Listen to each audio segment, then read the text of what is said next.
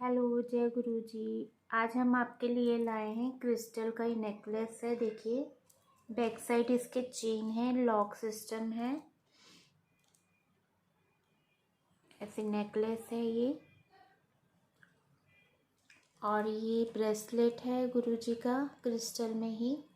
देखिए मैं आपको सारा ऐसे हैंग करके दिखा देती हूँ।